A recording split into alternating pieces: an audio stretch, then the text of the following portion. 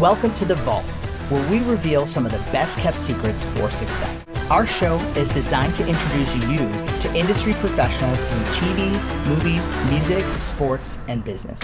Now, our goal is for you to learn from their wealth of information and use it to realize your dreams. Today's guest is a talent manager and speaker who got her start working on the show America's Funniest Home Videos. What started out as a childhood dream has blossomed into a successful career helping others get into the entertainment industry. Introducing Andria Schultz. Welcome to The Vault, where we get you further faster, where you get to learn from the experts. And today we are with Andria Schultz.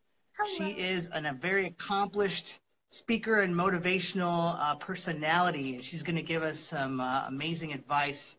But before we do that, let's talk about your origin. And really, you have an interesting one. America's Funniest Home Videos. Can you explain what that's all about? Oh boy, yeah, let me tell you all about that. So hi everybody, I'm Andria. So when I first got my break, I guess you could say, in the industry, it all began with America's Funniest Home Videos. So I ended up, I remember being just like part of the audience, right? And I was like standing in line and I was just talking with a ton of people and I started conversing with them, and eventually I got handpicked to like go into this special section, right? So like the special section was essentially me just like, you know, being on camera and on air. And so they would select about like 20 of us, right, to sit up in the front. So I don't know if you guys are familiar with like America's Funniest Home Videos and like how it was all like set up and everything, but they used to have like the audience area, and then they also had like these little tables with like little candles on them, right? So like Tom would come out like up in the front, and you would literally just like go down in the bottom. That's where all the cameras would be shooting. So like you would get kind of on air special. So I got chosen to do that.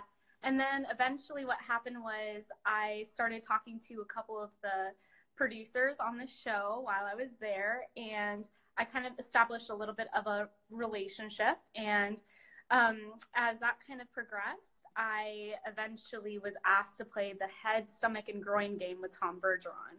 And Nice. What does that entail? That sounds a little crazy. I know. So like essentially what the head, stomach, and groin game is, it's kind of like this game where you watch a video and then you have to say, oh, that guy's going to get hit in the head, stomach, or groin.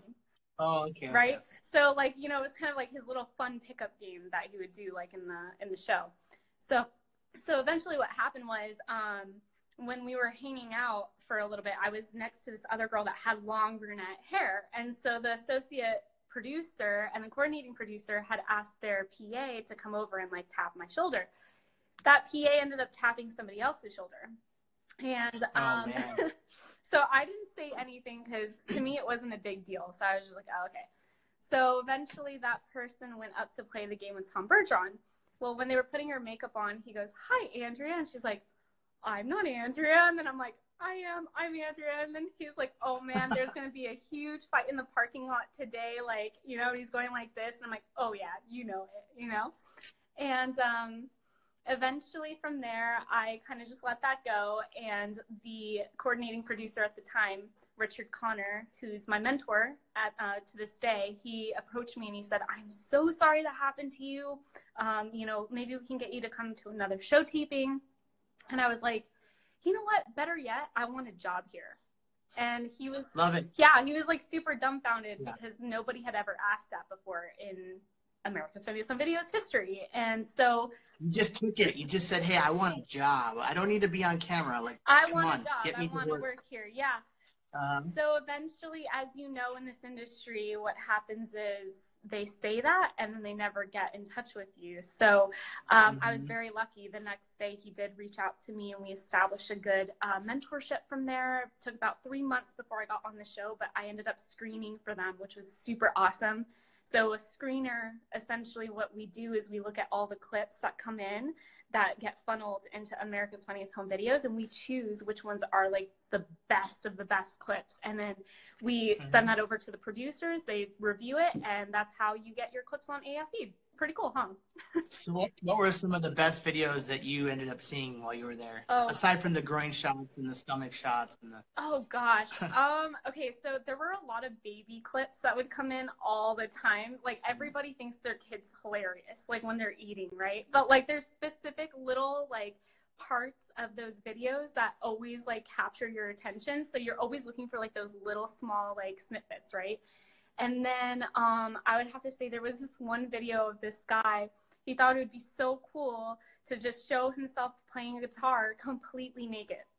Yeah. So like I was like, okay. So he had like the guitar, thank God he covered, but like that was definitely really interesting. He had the American flag behind him and everything, and he just kept singing the national anthem. And yeah, I never want to see that again. Well, well, here's the deal. Like, I think that show was the actually YouTube 1.0. Oh yeah, no, it definitely was. Because that was like the first time people were able to kind of put their videos into a collective place and watch them. And now it's become, viral videos are now what America's Funniest Home Videos used to be. Oh no, oh yeah, 100%. And like that's the thing is like AFVs was always like trying to revamp all of their submissions, because essentially how it used to work was you would bring in like a hard, tape in the mail. Videotape. Yeah, and then eventually, like during that time, I think they were in that transition phase of like creating like an app. So like you would, submit your video through the app and all of that stuff during that time. Yeah. So let's switch gears a little bit. Yeah. How has your experience working on all these big productions really shaped you into now helping millennials break into the industry? I would have to say one of the biggest reasons why like I'm so grateful that I was even part of production is because I understood all of the different types of positions that there were within the production fields, but also in the corporate world. So I was really able to understand and apply myself in both worlds. And I got to learn from amazing people that just mentored me along the way. And I was never afraid to really ask for like help. And I think that's something that I can always express to like people that are trying to get into the industry. You have to surround yourself with the 5 most influential people in your life, right? So you can, like I like to say, put them in categories, right? So you've got mental, physical, and spiritual mentors. Like that's what I always say to all my students. It's so, so, so important that you understand what your intention is, like when you are like talking to these people, because if you are just doing it for your own gain, or you're doing it just because you want to get ahead or something, you're already going in it with the wrong mentality. Yep. Cool. So, you have a networking company called Network Smart. Yes. And how did that start out, and where is it now? Like, I mean, Gosh. when you and I met in person, it was really exciting to hear all the different things that you're up to. So why don't you tell our audience? Yeah. So what happened was I was working for Disney Channel at the time, and I felt like my skill sets weren't being put to use the way that I really essentially wanted it to be, right? So I kind of broke myself away from the entertainment industry, as you could say, for a little bit.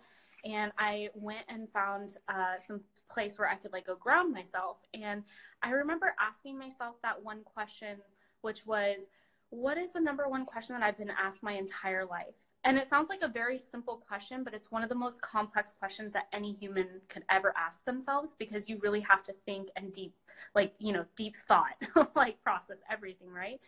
And so I remember just sitting down on that, and I remember the 2 things that popped in my head were, how do you get into the entertainment industry, and how did you network with the people that you've networked with? So I kind of sat on that for a little bit more, and I realized, wait a second, this entire time, like I've been helping my friends get jobs in the industry.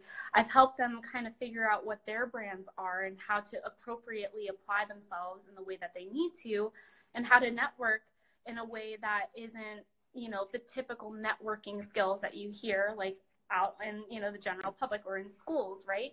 And I was like, I get a lot of passion and a lot of drive from that.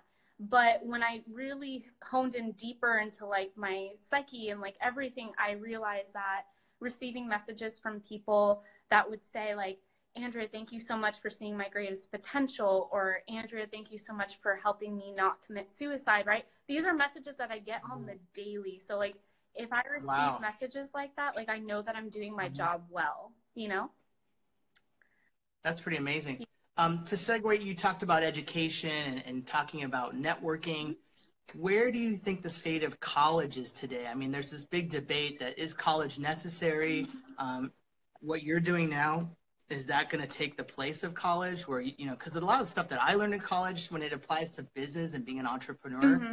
I feel like I didn't get any of that from college. No offense to my college, but I mean, it's just like I didn't feel like I was as prepared as I wanted or thought I was going to be. Yeah. And then I was put into this job world that like was completely different. So what are your thoughts on that? No, and I'm glad that you mentioned that too, because that is very, very true. Like I hear that from all my students all the time. And so Yeah. my personal view on it, okay, like there are some things that college does help with. And the reason why I say that is because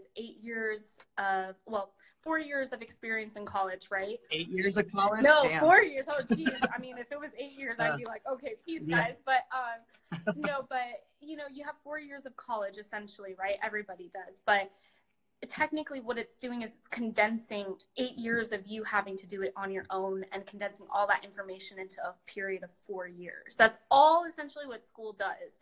And I mean, I'm thankful that like I even went to a university. I went to APU, and you know, I learned a lot of beautiful things that I could apply within production and within corporate. But what they didn't teach me was understanding how to network effectively outside of school. So I had to do a lot of my own experiences within the schools, you know, within school, and then do it outside of school and learning from other mentors and stuff.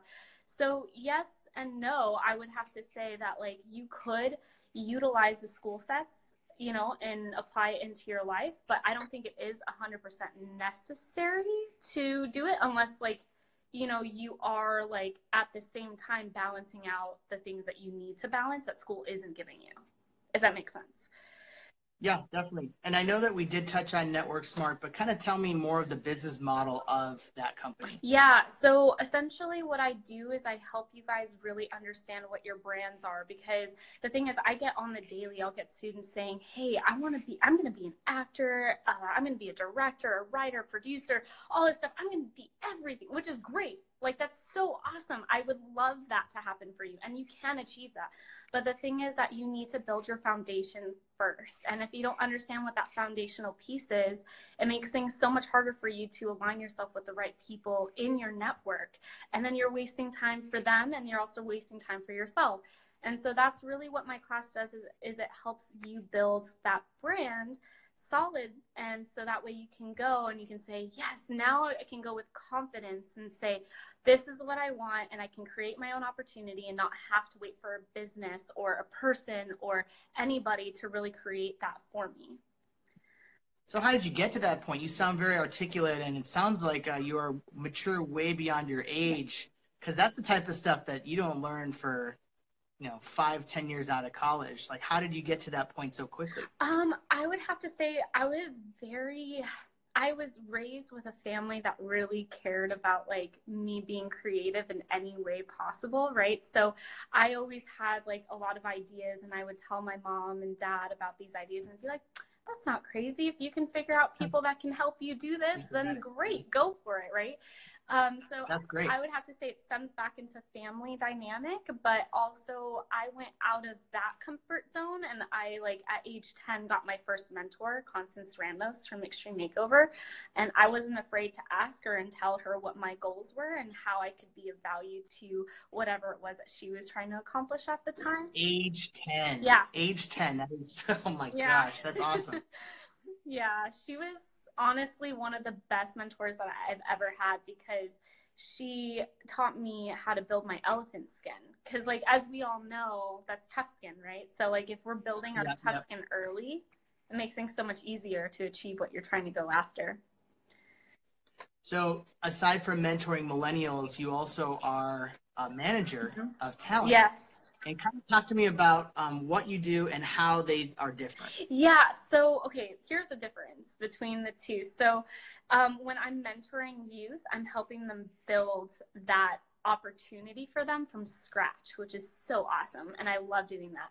And here's the thing is that like not everybody that is in my class can go through my management. And here's why, because they may not be in alignment with anything that I understand. So it would be detrimental for me to even take you on as a, you know, a manager if I like really don't understand what you're trying to go after, right? So as a manager, I'm really looking for people that already have some establishment. They know where they want to go, and they're ready for that next step for me to make and create opportunities through my network, right? So like if that's like Netflix or Hulu, or maybe that might be a couple producers or writers that I think are in alignment with what they're trying to go after, then it makes things so much easier for me to kind of delegate what that looks like. That's cool. So you have a level 1 and a level 2. Do you have a level 3? What's that for management? I would have to say level 3 is just any involvement. So like if they're wanting to like get in touch with like, hey, you know what, I want to go on set, or I want to go behind the scenes, or I want to get involved in a nonprofit, or I want to do all that kind of stuff, that would be my level 3. So like I'm really like vetting to see in my class who's really ready for the industry and who's not, if that makes sense. And then, so go ahead. One other thing I want to bring up, so I didn't mean to interrupt you, but you know, you also are becoming a personality and an influencer. So not only are you shaping the careers of other people, but you're doing public speaking, and you're now, you know, having courses and all that stuff. So talk about, you know, what that entails and how that's a little different than what we just talked about. Yeah, so essentially what I'm trying to do is like build the gaps between the millennial generation, the X generation, and the baby boomers, right? So as you and I both know, in the school system, there's a huge lack of understanding of how to network effectively. And so I'm kind of that go-to person when I'm, you know, keynote speaking, I'm talking about these issues that need to be addressed, because without that, you know, coming into fruition, how can we make a change as a community if nobody's talking about it or they're not doing anything about it, right? So I'm really essentially going out there at universities to talk about this, and then also teaching all of my students those essential tools that are going to help them be able to talk to influencers, celebrities, executives, professionals behind the scenes, the way that you should be doing it, that is not so hardcore like me, right? So like we've got a lot of that going on right now too. Yeah. All right, so we're going to take some of our in-studio audience, or actually our at-home audience, has some questions for you. Sure, yeah. And we're going to go through those. Okay. So one of them that's really actually one that I was going to ask you too is, can you take us through what it would take to be an influencer? How would you coach someone to be a high-end influencer? So first, like the most important thing is to understand, okay, what's my driver, right? Like, so a lot of people say, like, they'll ask, oh, what's your why, right? So essentially what they are really asking you is, what is your driver? What's that driving force that's going to wake you up every single morning, right? For me, like I was telling you guys earlier, for me, it was, you know what?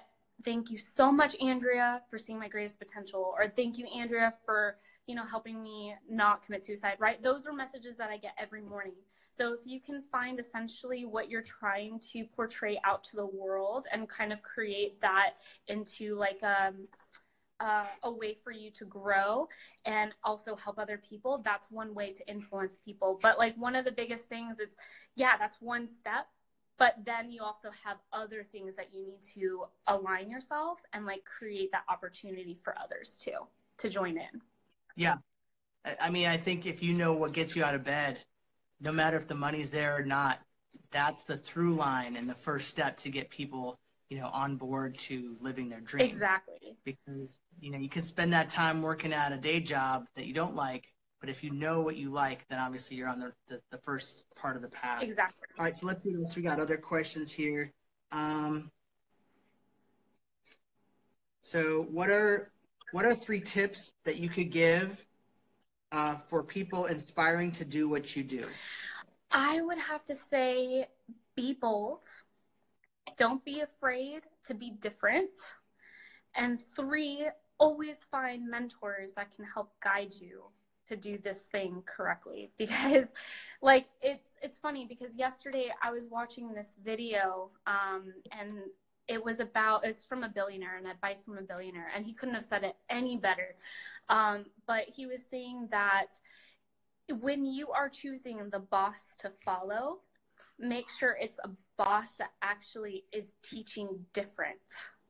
And it's so true, because like there are so many people out there that are all doing the same thing, right? But they're not really seeing like the big picture and really teaching you how to you know, go after what it is that you're trying to do, but they're kind of just trying to mold you into what they think is safe. So never, ever, ever allow yourself to put yourself in a box, but always expand that mind. Think outside the box. Be that black sheep. Don't be afraid to be that black sheep, because it's okay. Like, we all have gifts to share, and I don't think any of us are in competition with each other.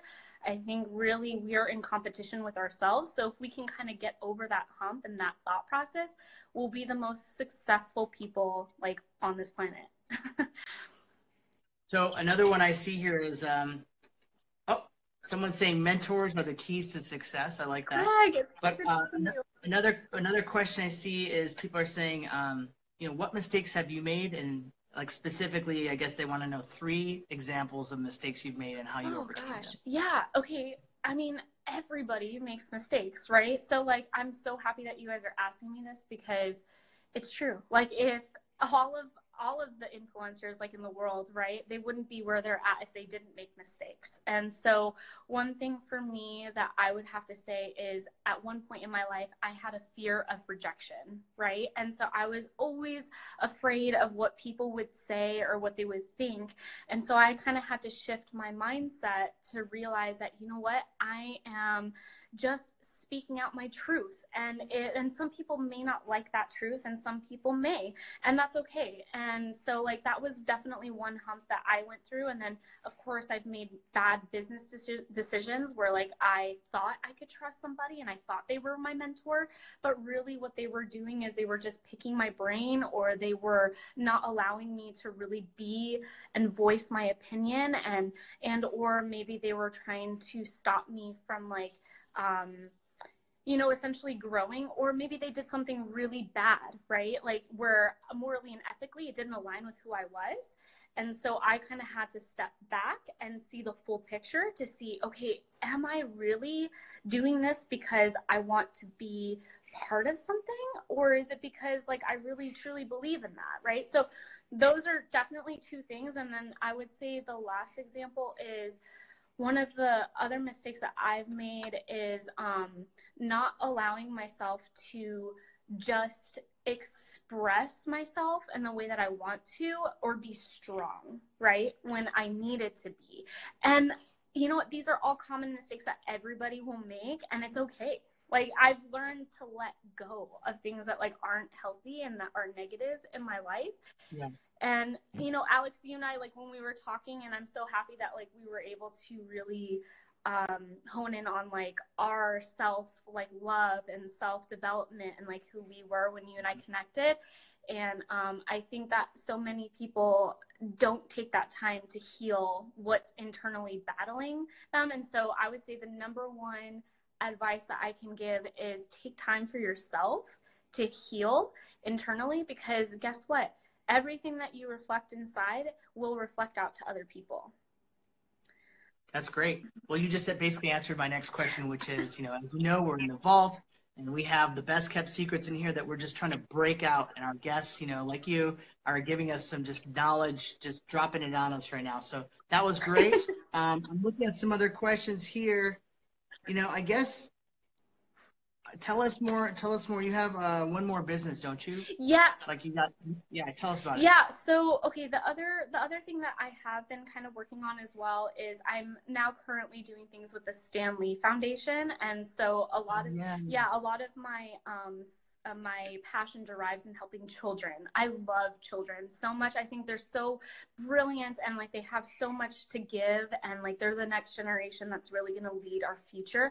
And so we as influencers have the responsibility to help teach them and guide them in the right way. And do you mind if I kind of give an example of what I mean? Of course. Okay. Yeah, go. I'd love to hear it. So there was this app that I used to be an influencer on. I gained about like 20K followers worldwide, like internationally, right? And I remember last year I was at the lowest of my low. Like, I will be so honest with you, it was really hard to like regain like that momentum, right? And so I remember, you know, being on there and inspiring all these people and like, you know, getting energy from that. And I noticed that like I wasn't really being true to my words, and I wasn't being true to myself. And I was receiving a lot of messages like how I had mentioned before, like that I, you know, maybe was helping some people with anxiety, or, you know, like, oh, you made me feel like I can be an entrepreneur, right? And I realized, wait a second, my words and my intention, like everything that I'm doing, is influencing. So if I'm not believing what I'm saying, then I'm not really being true to my audience. And so like, I think that is something that like a lot of like influencers do nowadays, is they just speak without really thinking about what they're trying to say or like to express. Yeah. And I think that's really important now, is like, we all need to be conscious of the things that we're doing. And that's why I really believe in what like the Stan Lee Foundation is doing. And I'm so happy to be an advocate and speak on behalf of this issue and represent them, because I know it is about literacy, education, and the arts. And if we can help educate these kids on that level, then we're doing something right. Yeah, and he was such a transformational figure. I mean, he was our most contemporary Walt Disney, you know, with all the superheroes and stories that he brought into this world. I have a really quick, funny story. Yeah. I think I told you this in person too, but the first time that my daughter met Stan Lee, he had this huge crowd around him, and they weren't letting anyone near him. And he saw my daughter, and he's like, "Hey, you, come on over." And so my daughter saw him, and she goes, "I don't want to talk to that old man."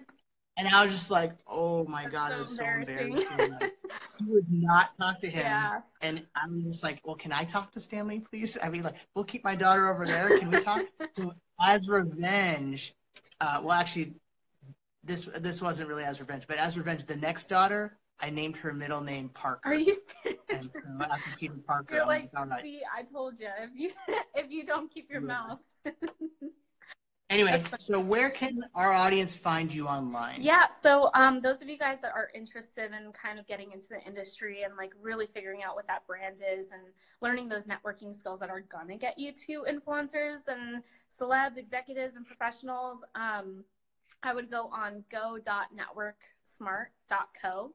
So again, it's go.networksmart.co. And then if you just want to find information about me or get in touch with me, or if you have any questions, you can just go on my Instagram handle. It's at Andria C. Schultz. And my first name is spelled Andria.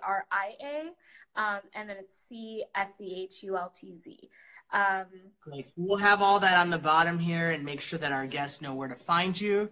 And we are so grateful that you were actually able to come on The Vault and share some of your wisdom. And we look forward to a lot of collaborative efforts with you down the road. So thank you again, Andrea. Oh, you're and we'll so talk welcome. To you soon. Any last thing you want to say? Yeah, I was just going to say, it's been such a pleasure, like, knowing you and, like, really honing in on, like, what you're trying to create. And I think it's just so beautiful. So you guys definitely need to watch The Vault. So. Woo! Wow, we got a cool endorsement. Thank you so much. All right. Okay. We'll talk to you soon.